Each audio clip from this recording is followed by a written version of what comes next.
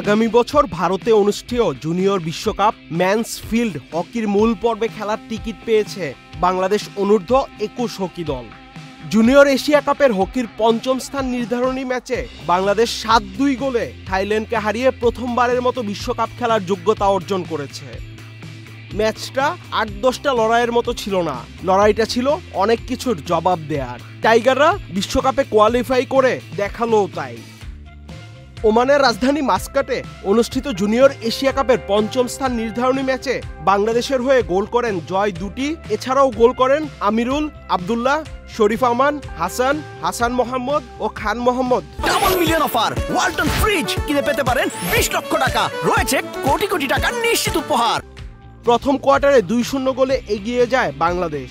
এবারের টুর্নামেন্টে বাংলাদেশ ওমানকে হারিয়েছে, চীন ও মালয়েশিয়ার সাথে ড্র করেছে এবং পাকিস্তানের কাছে হেরেছে। জুনিয়র এশিয়া কাপের সেরা ৬ দল ২০২৫-এর জুনিয়র বিশ্বকাপ হকির আসরে খেলবে। হকির যে কোনো বিশ্বকাপ আসরে এটাই প্রথম লাল সবুজের খেলার সুযোগ পাওয়া।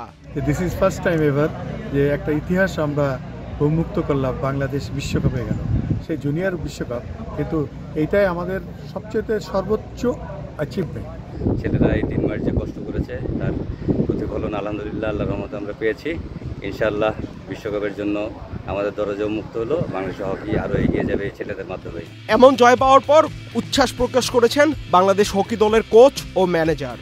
হকিতে পর্যাপ্ত সুযোগ সুবিধা না পাওয়া সত্ত্বেও খেলোয়াড়দের এমন সাফল্য বাংলাদেশের হকিকে আরও সামনের দিকে এগিয়ে নিয়ে যাবে বলে বিশ্বাস বাংলাদেশের হকি ভক্তদের। আহমেদ শাফি, চ্যানেল আই।